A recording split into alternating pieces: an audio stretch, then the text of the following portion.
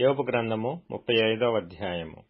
మరియు ఎలీహు ఇలాగు ప్రత్యుత్తరమిచ్చెను, నేను పాపము చేసిన ఎడల నాకు కలిగిన లాభము కన్నా నా నీతి వలన నాకు కలిగిన లాభమేమి, అది నీకు ప్రయోజనమేమి అని నీవు చెప్పుచున్నావే. ఇదే న్యాయమని నీకు తోచినదా? దేవుని నీతి కన్నా నీ నీతి ఎక్కువని నీవనుకొనుచున్నావా? నీతోనూ నీతో కూడనున్న నీ సహవాసులతోనూ నేను వాదమాడెదను. ఆకాశము వైపు నిదానించి చూడుము, నీకన్నా ఉన్నతమైన ఆకాశ విశాలముల వైపు చూడుము. నీవు పాపము చేసినను ఆయనకు నీవేమైనా చేసితివా? నీ అతిక్రమములు విస్తరించినను ఆయనకు నీవేమైనా చేసితివా? నీవు నీతిమంతుడవైనను ఆయనకు నీవేమైనా ఇచ్చుచున్నావా? ఆయన నీ చేత ఏమైనను తీసుకొనునా? నీవంటి మనుషునికే నీ చెడుతనపు ఫలము చెందును, నరులకే నీ నీతి ఫలము చెందును.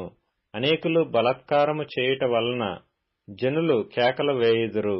బలవంతుల భుజ బలమునకు భయపడి సహాయము కొరకై కేకలు వేయుదురు. అయితే రాత్రియందు కీర్తనలు పాడుటకు ప్రేరేపించుచు, భూజంతువుల కంటే మనకు ఎక్కువ బుద్ధి నేర్పుచు, ఆకాశ పక్షుల కంటే మనకు ఎక్కువ జ్ఞానము కలుగజేయుచు, నన్ను సృజించిన దేవుడు ఎక్కడున్నాడని అనుకొని వారెవరనూ లేరు. కాగా వారు దుష్టులైన మనుష్యుల గర్వమును బట్టి మొర్రపెట్టుతురు గాని ఆయన ప్రత్యుత్తరమిచ్చుటలేదు. నిశ్చయముగా దేవుడు నిరర్ధకమైన మాటలు చెవిని పెట్టడు, సర్వశక్తుడు వాటిని లక్ష్యపెట్టడు. ఆయనను చూడలేనని నీవు చెప్పినను వ్యాజ్యము ఆయన ఎదుటనే యున్నది.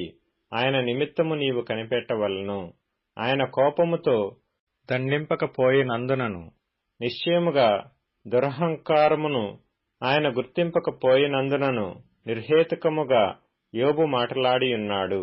తెలివిలేకయే మాటలను విస్తరింపజేసియున్నాడు.